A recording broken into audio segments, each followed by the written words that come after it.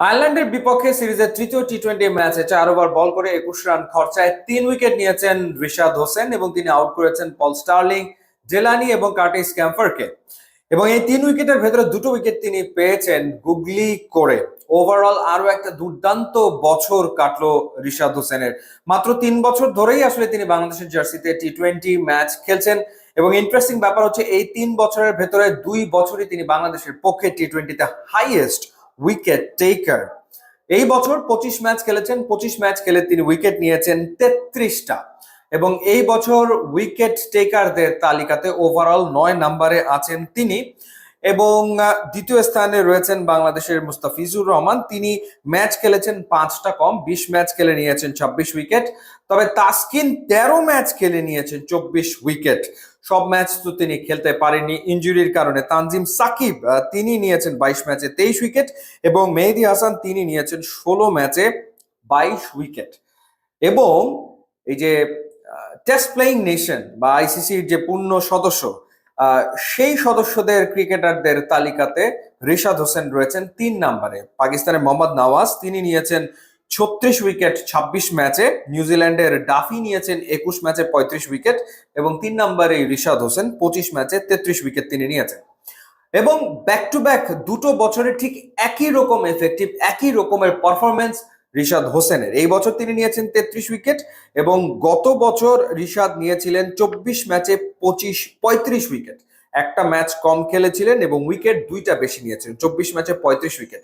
2024-এও বাংলাদেশের পক্ষে টি-20তে সবচেয়ে বেশি উইকেট তিনি নিয়েছেন, এবছরও তিনি বাংলাদেশের পক্ষে সবচেয়ে বেশি উইকেট নিয়েছেন। গতবারও তিনি ওভারঅল ছিলেন 9 নম্বরে।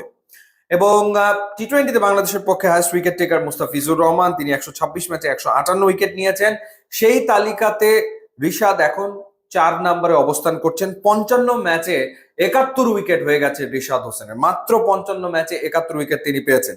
সাকিব 129 ম্যাচে 149 উইকেট নিয়ে আছেন 2-এ, তাসকিন 86 ম্যাচে 106 উইকেট নিয়ে আছেন 3-এ এবং রিশাদ 55 ম্যাচে উইকেট নিয়েছেন 71টা।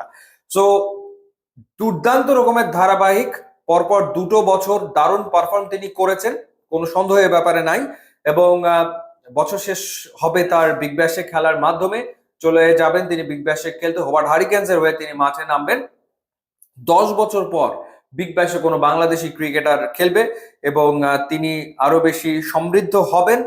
এরই ভেতরে আমরা দেখতে পাচ্ছি যে তার গুগলি আগের চেয়ে অনেক বেশি এফেক্টিভ হচ্ছে এবং তিনি বেশ জোরে বল করতে পারছেন এবং একই সাথে টার্ন জেনারেট করছেন এবং গুগলিও করতে পারছেন, অর্থাৎ তার বোলিং এ ভেরিয়েশন যুক্ত হচ্ছে। সেই কারণে কিন্তু তিনি সাফল্য পাচ্ছেন প্রতিনিয়ত। এবার ভিন্ন কন্ডিশনে তিনি যে খেলবেন সেখানে তার একটা দুর্দান্ত এক্সপিরিয়েন্স হবে। বিপিএল এ তিনি আর খেলছেন না, খেলবেন তিনি বিগ ব্যাশে। বিগ ব্যাশে খেলার পর তিনি টি-20 ওয়ার্ল্ড কাপে নামবেন।